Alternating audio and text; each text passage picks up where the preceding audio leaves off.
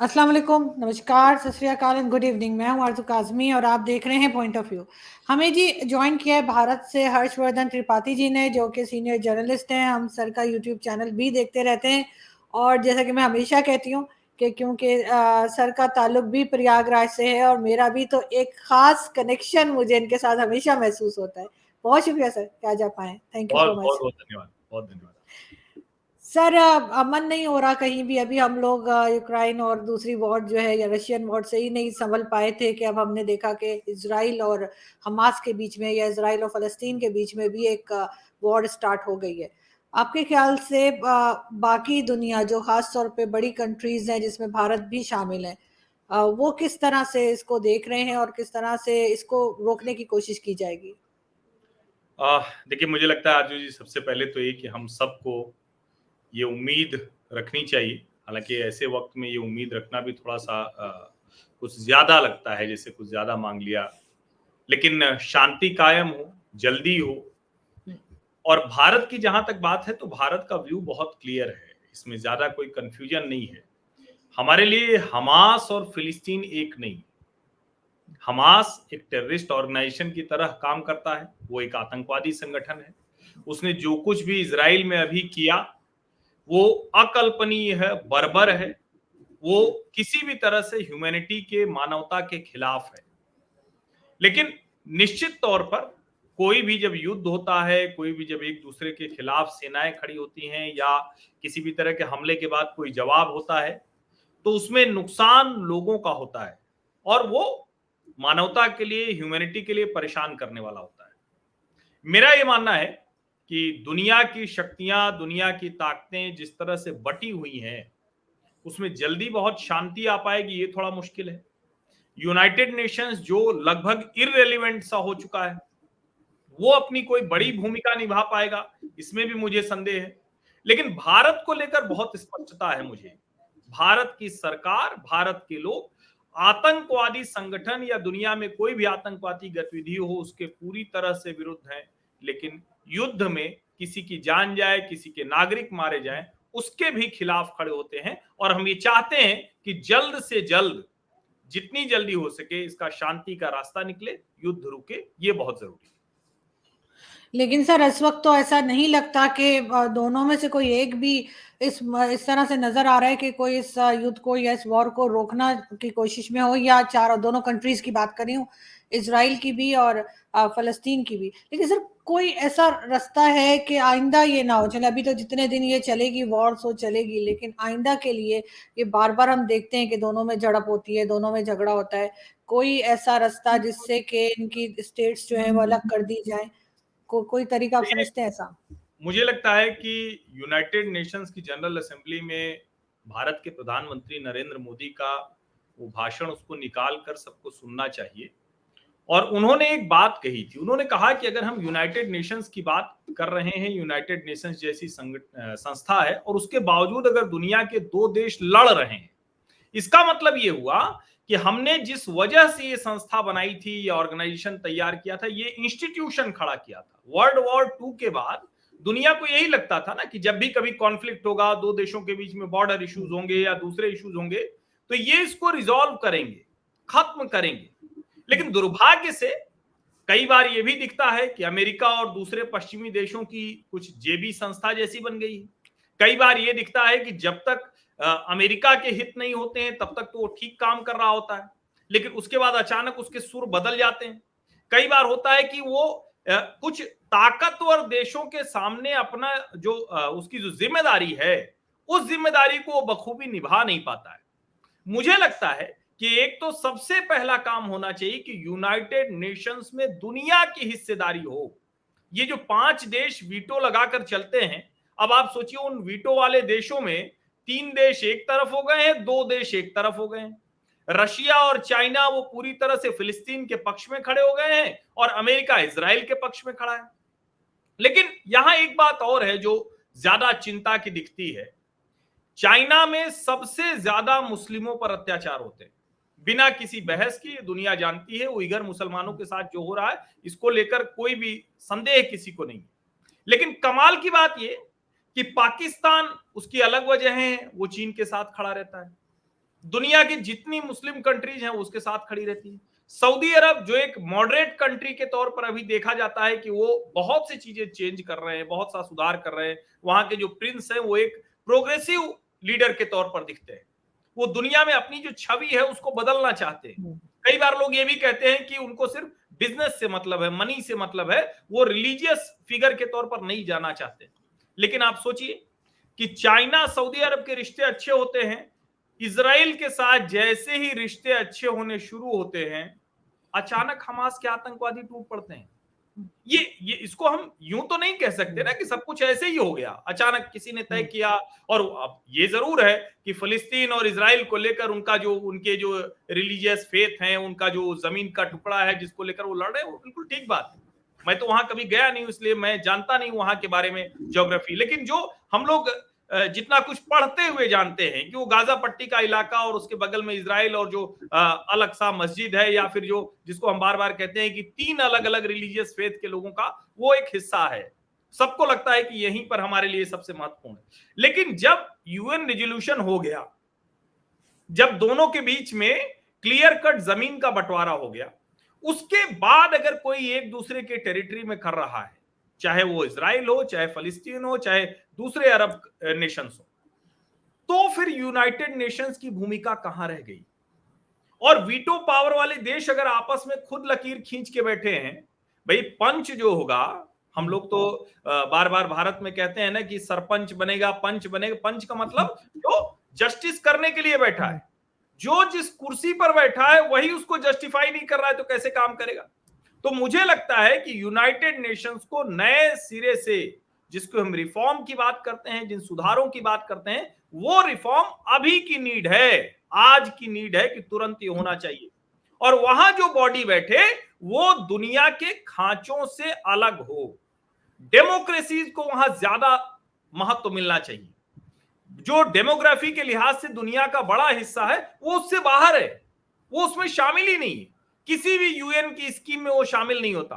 और अगर ऐसा रहेगा तो फिर वो मुश्किल है। चाइना टेररिस्ट के साथ खड़ा हो जाता है, उन पर सैंक्शन लगाने के खिलाफ खड़ा हो जाता है, और उससे अमेरिका अपने लाभ लेता है, अपने हित की चीजें देखता है। तो मुझे लगता है कि ये जो वेस्ट और चाइना रशिया का ब्लॉक है, इसकी जो लड़ाई है उसके चक्कर में दुनिया पिस रही है। और इस तरह के जो संघर्ष हैं उनको जो टाल दिया जाता है कि चलो ठीक है कुछ दिन के लिए और सही। और आज जो हुआ है, मैं इसको बिना इसमें कोई भी शब्द या कोई भी भावना छिपाने दबाने के मैं पक्ष में नहीं हूं। मेरा ये मानना है कि आज ये जो कुछ शुरू हुआ ये हमास के आतंकवादियों ने शुरू किया। अगर उनकी कोई भी लड़ाई थी तो इंटरनेशनल नॉर्म्स है, इंटरनेशनल ट्रीटीज है, इंटरनेशनल फोरम्स है, वहां जाकर वो अपनी ये बात उठाते। लेकिन एक आतंकवादी जरिया, आतंकवादी संगठन के तौर पर, और भारत ने तो बहुत कुछ आतंकवाद से झेला है। और भारत ने क्या, भले ही पाकिस्तान में इमरान खान साहब ने एक बार कहा था कि 40-50 हजार आतंकवादी हैं हमारे, अमेरिका में जाके बोला था, लेकिन पाकिस्तान भी तो झेल रहा है। आज उसका कौन सा हिस्सा है जो टेररिज्म से नहीं, उससे अछूता हो या उससे बचा हुआ हो? तो मुझे लगता है कि दुनिया में लोगों को बैठकर ये बात करनी होगी, वरना ये जहां जाता दिख रहा है वो डराता है। अगर इस तरह की लॉबिंग हो रही है और इस तरह से एक दूसरे के पक्ष और विपक्ष में लोग खड़े हो रहे हैं, तो ये कहीं वर्ल्ड वॉर 3 की तरफ न जाए। क्योंकि रशिया यूक्रेन में तो ये नहीं हुआ, बावजूद इसके कि वहां भी अमेरिका पार्टी बना। लेकिन अगर इस वाले में आप उसको क्रिश्चियन और इस्लामिक फोर्सेज की लड़ाई के तौर पर देखेंगे, उसमें दूसरे देश एक दूसरे के साथ खड़े हो जाएंगे, तो पहली बात तो भारत किसी भी तरह के युद्ध के साथ नहीं, किसी भी तरह के युद्ध के साथ।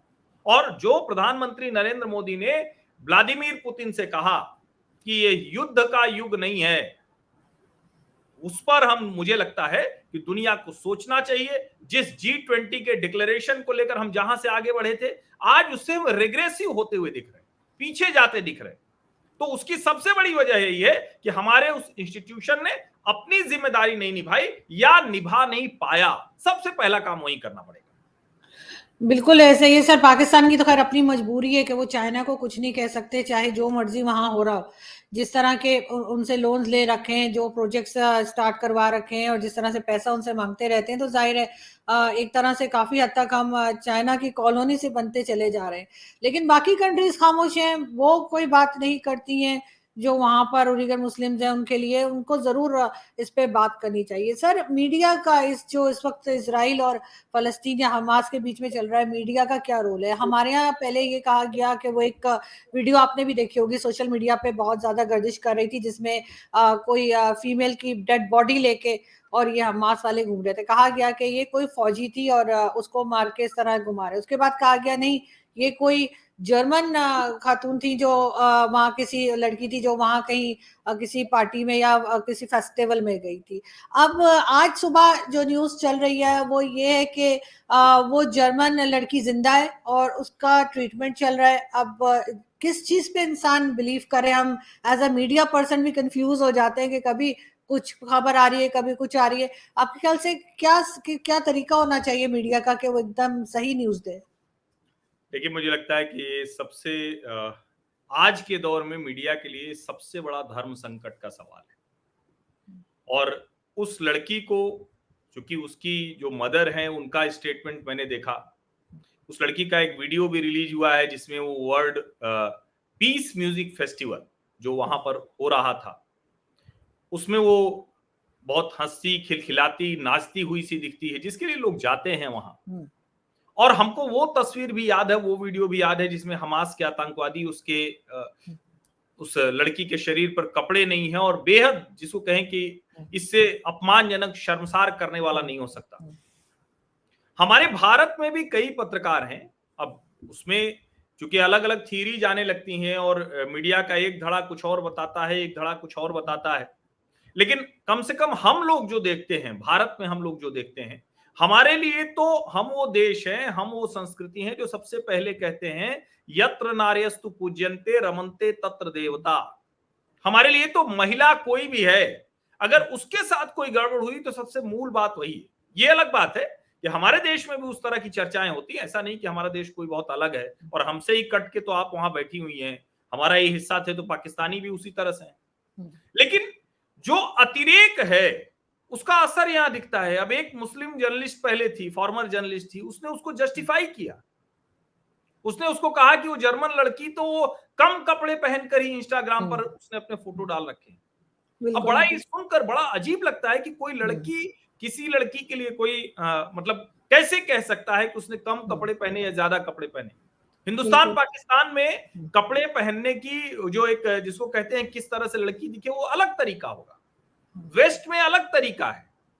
लेकिन अगर हम किसी लड़की के पहनावे के आधार पर कुछ जस्टिफाई करने लग जाते हैं तो पहला संदेह खड़ा होता है कि क्या हम ये जर्नलिज्म कर रहे हैं या हमारे दिमाग में कोई एक चीज है जो जम गया है, कोई थॉट प्रोसेस है जो रुक गया है, जो बहुत ज्यादा, जिसको हम कहते हैं कि रिग्रेसिव थॉट है, उसको हम आगे बढ़ाने की कोशिश कर रहे हैं। और मुझे लगता है कि सबसे पहला काम तो चाहे वो जो हो, हमारे भारत में भी ढेर सारे लोग हैं और मैं इसको कहता हूं, मैं इसको आपके चैनल पर भी ये कह रहा हूं, हालांकि ये हमेशा मैं कहता हूं कि आप बड़ी बहादुरी का काम करती हैं, इस पर भी आपको 4 लोग कहने के लिए आ जाएंगे। लेकिन हमारे यहाँ के विश्वविद्यालय में वो नारा लग रहा है कि ला इलाहा इल्लल्लाह तेरा मेरा रिश्ता क्या। मैं कहता हूं भाई, जिस देश में हो, जिस जमीन पर हो, वहां से रिश्ता पहले करो ना, और उसके बाद ह्यूमन के तौर पर रिश्ता है, आपका मानव के तौर पर रिश्ता है। तो जहां गलत होता हुआ दिखे उस पर सवाल खड़ा कीजिए। अगर ये दोनों थंब रूल आपने फॉलो कर लिए तो यकीन मानिए पत्रकारिता के तौर पर बहुत मुश्किल नहीं है। और एक चीज, प्रोपागेंडा खूब चल रहा है, आप पत्रकार के तौर पर सारे प्रोपागेंडा देखिए, लेकिन लगे हाथ जो दूसरा काउंटर व्यू आ रहा है उसको भी आप देखिए। और मुझे लगता है कि जो जर्नलिस्ट ट्रेनिंग होती है, बार बार जो कहा जाता है ना कि जर्नलिस्ट को डिग्री नहीं दी जाती है, वो एक विशेष तरह की नजर होती है, एक देखने का तरीका होता है, अगर आप उससे गुजर के आ रहे हैं, अंदर से आप पत्रकार हैं, तो मुझे लगता है कि 99% केसेस में आप जो सच है उसको खुद पहचान लेंगे। अब अगर आपकी नीयत खराब है, आप किसी एजेंडे को आगे बढ़ाना चाहते हैं, तो then there is a problem, और बड़ी सीरियस सी प्रॉब्लम है। तब फिर आप उस एजेंडे के लिहाज से नैरेटिव गढ़ना शुरू करते हैं और तब आप पत्रकारिता का भी नुकसान कर रहे हैं, मानवता का भी नुकसान कर रहे हैं। जैसे ये जो खबर है कि जर्मन लड़की है, वो जिंदा है या कहां है, अभी तक उसका कोई मतलब जितना मैंने देखा उसमें उस लड़की की मां का बयान मैं उसको सच मानता हूं, उस लड़की के जो वीडियोज आए हुए हैं उसको सच मानता हूं, और उसको जस्टिफाई करने के लिए जिस तरह से एक बड़ा वर्ग टूट पड़ा, उससे मुझे लगता है कि वही लड़की है, उस लड़की के साथ ये सब हुआ। और राजू जी जरा सोचिए, ये हम सबको सोचना चाहिए, वहां वो पीस म्यूजिक फेस्टिवल था, बिल्कुल 4 किलोमीटर के इलाके में जो लोग आए हुए थे उनकी गाड़ियां खड़ी थी, वहीं वो राख हो गए, वहीं वो दफन हो गए, वहीं उसको मार दिया गया। ये सारे लोग वो थे जिनको उम्मीद थी कि आज नहीं तो कल इजराइल और फलस्तीन के बीच में ये जंग रुकेगी, ये झगड़ा रुकेगा, ये कॉन्फ्लिक्ट खत्म होगा, और उन्हीं के ऊपर हमास के आतंकवादियों ने हमला कर दिया। ये कौन सी रणनीति हो सकती है? अगर आपको ये भी लगता है कि नहीं हम अपनी जमीन के लिए लड़ रहे हैं, तो भी ये कौन सा तरीका हो सकता है? और हम क्या, बार बार मैं कह रहा हूं कि क्या हम उस युग में जाएंगे जहां लोग तलवार के बल पर, गोली बंदूक के बल पर, या एक दूसरे की जो लड़कियां हैं उनको हथियार बनाएं? क्या हम वहां चले गए? क्या इतना हम गिर जाएंगे? और हम कह रहे हैं कि हम 21वीं शताब्दी में हैं, हम कह रहे हैं कि हम सिविलाइज्ड हो रहे हैं, हम आगे बढ़ रहे हैं। मुझे लगता है कि ये बड़ा सवाल है, ये पत्रकारों के लिए सबसे बड़ा सवाल इसलिए है क्योंकि आप कहीं भी हैं, अगर आप पत्रकार के तौर पर पत्रकार धर्म का निर्वाह कर रहे हैं, तो सबसे पहले आपको ये देखना पड़ेगा कि जो भी आपके सामने आ रहा है, कहीं आप किसी एजेंडे के तहत उसको आगे तो नहीं बढ़ा रहे हैं। ये सबसे जरूरी है। अगर इतना आप तय करेंगे, तो मैं फिर से कह रहा हूं, कभी कोई गलती हम सब से हो सकती है, लेकिन मोस्ट ऑफ द केसेज में, 99% केसेज में हमें सच अवश्य पता चल जाएगा। सिर्फ आपको view, counter view, narrative, counter narrative, उसको एक बार चेक करने की जरूरत है। बिल्कुल ऐसे ही सर, वो ट्वीट बिल्कुल मैंने भी देखी थी, वो जो फीमेल जर्नलिस्ट है उन्होंने लगाई थी, और मुझे खुद भी बहुत अफसोस हुआ, हैरत भी हुई कि एक खुद एक फीमेल होते हुए वो इस किस्म की ट्वीट कैसे लगा सकती हैं, जिसमें उस जर्मन लड़की के बारे में उन्होंने जो कुछ लिखा था, या उसकी ड्रेसिंग के बारे में जिस तरह की ट्वीट उन्होंने की थी, वो यकीनन कोई भी देखेगा, अगर उसमें थोड़ा सा भी थोड़ी सी भी शर्म होगी, तो यकीनन वो अच्छी नहीं लगेगी उनकी ट्वीट। लेकिन सर, सऊदी अरब को कहा जा रहा है कि वो थोड़ा बैकफुट पे चला गया। वो पहले बातचीत की बात कर रहे थे वो इजराइल के साथ, और कह रहे थे कि इजराइल को तस्लीम करने भी जा रहे थे, और लग रहा था कि काफ़ी चीज़ें जो हैं वो इस्लामिक वर्ल्ड में, ख़ास तौर पे जो इस्लामिक कंट्रीज़ हैं या गल्फ़ कंट्रीज़ हैं, उनमें बदलने जा रही थी। और साथ ये भी कहा जा रहा था कि अगर सऊदी अरब ने किया तो पाकिस्तान को तो करना पड़ेगा, क्योंकि हम तो हर चीज़ वही करते हैं जो सऊदीज़ करते हैं। लेकिन वो बैकफुट पे चले गए। आपके ख्याल से ये सिर्फ शॉर्ट टाइम के लिए है, या उन्होंने अपना फैसला ही बदल दिया है सऊदी अरब ने? देखिए, सऊदी अरब के सामने सचमुच बड़ी मुश्किल की घड़ी है। उन्होंने बहुत, जिसको कहते हैं ना कि करेजियस एक डिसीजन था, बहुत हिम्मत वाला फैसला लिया था। ठीक है, उसमें अमेरिकी राष्ट्रपति जो बाइडेन मीडिएट कर रहे थे, लेकिन ये बड़ा फैसला था सऊदी प्रिंस का, ये फैसला कि हम इजराइल के साथ रिश्ते अच्छे करेंगे, क्योंकि यहूदी और मुस्लिम संघर्ष, ये मुझे लगता है कि आज के समय का सबसे खतरनाक संघर्ष है। हालांकि जब जैसे ही हम ये कहते हैं कि ये खतरनाक है, तो फिर हमें मिडिल ईस्ट के दूसरे संघर्ष याद आने लगते हैं, फिर हमें अफगानिस्तान याद आने लगता है, जहां मुस्लिम मुस्लिम का संघर्ष है। लेकिन ये संघर्ष ऐसा है जिसकी वजह से कोई भी मुस्लिम देश नहीं हिम्मत कर सकता कि वो इजराइल के साथ रिश्ते बनाए। अच्छा, कमाल की बात ये, अमेरिका के साथ रिश्ते बना सकते हैं, लेकिन इजराइल के साथ नहीं बना सकते। अब ये हिम्मत करके ये रिश्ता बना, वो जो अब्राहम एकॉर्ड है 2020 का, उस पर आगे बढ़े। इजराइल के पीएम बेंजामिन नेतन्याहू, उन्होंने कहा कि हम इस पर आगे बढ़ेंगे। उसके बाद जो कुछ हुआ है, और विशेष करके जो मैं रिपोर्ट्स देख रहा था, वो कितनी सच हैं, जो आपने कहा ना कि पत्रकारों के लिए भी संकट ही है, दुनिया के अलग अलग हिस्सों के पत्रकार अलग अलग तरीके से काम कर रहे हैं, और उस पर कौन कौन सा एजेंडा बढ़ा रहा है ये कोई जानता नहीं। लेकिन जिस तरह से बार बार चाइना की तरफ से जब सऊदी अरब और इजराइल के रिश्ते ठीक हुए, तो चीन की तरफ से बहुत निगेटिव प्रोपेगेंडा फैलाया गया। अभी जिस तरह से जो चाइनीज, जिसको हम कहें कि मदद करते हुए, फंडिंग करते हुए, हमास को जो हथियार देना है उसमें मदद करते हुए, ईरान के बाद चाइना का नाम आ रहा है। और अमेरिका और ईरान, अमेरिका और चाइना, ये जो ट्रायंगल्स हैं अलग अलग जो बने हुए हैं, उसमें मुझे लगता है कि सऊदी अरब जो एक मॉडरेट लीडरशिप के तौर पर दिख रहा था, बेहतर, जिसको हम कहते हैं ना कि आज के समय की चीजें करता हुआ दिख रहा था, अपने देश में उन्होंने बहुत से बड़े बदलाव किए हैं। और ये हम लोगों के लिए बड़ी सुकून की बात थी, क्योंकि देखिए हमारे यहां से तो, हिंदुस्तान से, पाकिस्तान से भी लोग बहुत हैं, लेकिन हिंदुस्तान से लाखों लोग गल्फ कंट्रीज में काम कर रहे हैं। और उन सब के लिए अच्छी चीज है कि उस तरह की हर वक्त जिसको कहते हैं ना कि फेथ की लड़ाई होती हुई न दिखे। हम उसे एकदम से नहीं रोक सकते, ये हमारे आपके लिए संभव नहीं। हम आप कोई टीवी पर बात करके या यूट्यूब पे बात करके इसको नहीं खत्म कर सकते, लेकिन एक बेहतर स्थिति होती हुई बन रही थी, वो दिख रहा था कि ऐसा हो रहा है। मुझे लगता है कि सऊदी अरब फिलहाल तो इस पर जिसको कहते हैं ना कि या तो वो पीछे हटेगा या वो चुप रह जाएगा, लेकिन बहुत लंबे समय तक नहीं। क्योंकि जब आप कोई एक चीज तय कर लेते हैं तो हो सकता है कि कई बार आपका अपना जो पीयर ग्रुप है, आप जिस समाज से होते हैं, उसकी वजह से आपको थोड़ा सा पीछे आना पड़े। लेकिन मुझे लगता है कि आज नहीं तो कल आने वाले समय में फिर सऊदी अरब को उसी रास्ते चलना पड़े, क्योंकि अंत में रास्ता तो वही है। दुनिया में एक दूसरे से लड़कर बहुत लंबे समय तक तो नहीं चल सकते। अब जिनके दिमाग में यह है कि सिर्फ लड़कर ही चल सकते हैं, वो कुछ समय के लिए हावी हो सकते हैं। मेरा ये मानना है कि वो बहुत लंबे समय तक नहीं चलेगा। बस इस वक्त ये किसी तरह से रुके, इस वक्त किसी तरह से ये वर्ल्ड वॉर जैसा न जाता हुआ दिखे, ये मैं उम्मीद करता हूं। बिल्कुल ऐसे सर, होना भी यही चाहिए। लेकिन सर लास्ट में मैं थोड़ा सा आपसे पूछना चाहूंगी कि हम इसमें अगर पाकिस्तान को भी लेकर आए इजराइल और फलस्तीन की बात में, तो बहुत से लोग मुझसे ये पूछते हैं कि भारत जिसके साथ कई बार जंग हो चुकी है, हर वक्त का झगड़ा रहता है, कोई ना कोई इशू खड़ा रहता है, वहां पे पाकिस्तान के लोग जा सकते हैं, अगर वीजा मिल जाए तो वहां पे विजिट किया जा सकता है। इजराइल के लिए पाकिस्तान के पासपोर्ट पे लिखा हुआ है कि जी इस पासपोर्ट से इजराइल नहीं जा सकते। उनके साथ ना हमारी कोई जंग हुई है, ना उन्होंने हमारा कुछ बिगाड़ा है, ना कोई झगड़ा, ना लड़ाई। आपके ख्याल से ये डिसीजन क्यों पाकिस्तान की गवर्नमेंट या एस्टेब्लिशमेंट ने ले रखा है?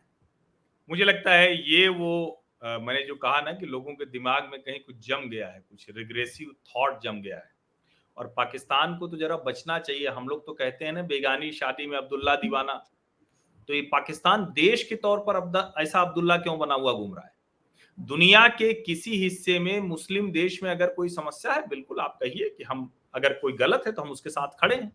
लेकिन जब आप आतंकवाद के मसले पर खुद को जोड़ने लगते हैं, और ये बार बार मैं इमरान खान साहब का वो बयान, बड़ा ब्रेव स्टेटमेंट था वो, कैसे उन्होंने दे दिया मुझे नहीं पता कि 40-50 हजार आतंकवादी हमारे यहाँ घूम रहे हैं। ऐसे में जब आप खड़े होते हैं और अपने आप देश के लोगों को एक तरह से बंधक बना रहे हैं, मान लीजिए किसी पाकिस्तानी की इच्छा है, इजराइल जाना चाहता है, ठीक है, आपको जो रिश्ता रखना है रखिए, आपको जो पॉलिसी रखना है रखिए। अगर वो आपकी पॉलिसी के खिलाफ कोई कुछ स्टेटमेंट दे रहा है तो उस पर जो करना है करिए। लेकिन कोई इजराइल जाना चाह रहा है कोई पाकिस्तानी, आप वहां जा ही नहीं सकते। ये तो आज के समय में तो इसे बिल्कुल बर्दाश्त नहीं किया जाना चाहिए। मेरा ये मानना है कि दुनिया के किसी देश में किसी देश से जाने वालों को रोका नहीं जाना चाहिए। ये पहली शर्त है अगर आप दुनिया में बेहतरी चाहते हैं। और दूसरा, जो लोग भी ये सोचते हैं कि टेररिज्म करके, आतंकवाद करके वो कोई अपनी शर्त मनवा लेंगे, कोई अपने हिसाब से चीजें कर लेंगे, तो नुकसान उन्हीं को अधिक होने वाला है। क्योंकि दुनिया जिस तरह से आगे बढ़ रही है, और मैं फिर से कह रहा हूं कि देखिए, आतंकवाद कोई करेगा तो उसका जवाब निश्चित तौर पर उसी तरह से आएगा और उसमें सबका नुकसान होगा। लेकिन जो आतंकवाद शुरू करता है, सबसे ज्यादा नुकसान उसी का होता है। मैं ये बार बार ये बात इसलिए कह रहा हूं क्योंकि दुनिया के हर हिस्से से ये आवाज उठनी चाहिए। और आप यहां इसको और अच्छे से समझिए ना, अमेरिका ने तो अपनी जमीन को ठीक कर लिया, दूसरे देश क्यों नहीं कर पा रहे? उनको भी तो ये सोचना चाहिए ना कि आप टेररिज्म पे no nonsense, zero tolerance policy बनाइए। ये किसी देश में जाने से रोक लगा के आप कुछ बेहतर कर पाएंगे? ये तो सिवाय मूर्खता के कुछ नहीं है। और ऐसी, जिसको मैं कहूंगा कि एकदम ऐसे जाहिल पने से बचना चाहिए। मैं ये कहूंगा कि हर देश के लोग कहीं भी जाना चाहें, उनको वीजा भी मिलना चाहिए, उनको कोई दिक्कत नहीं। ठीक है, कोई युद्ध की स्थिति हो, संघर्ष की स्थिति हो, तो आप रोकिए, आप जितनी स्क्रूटनी करना है करिए, जितने तरह की बंदिशें लगाना है लगाइए, लेकिन आना जाना तो बना रहना चाहिए। बिल्कुल ऐसा ही है सर, और ये पाबंदी नहीं होनी चाहिए। बहुत शुक्रिया कि आज आपने ज्वाइन किया, बहुत अच्छा लगा आपसे बात करके। Thank you sir. Thank you. बहुत धन्यवाद, बहुत धन्यवाद। Thank you.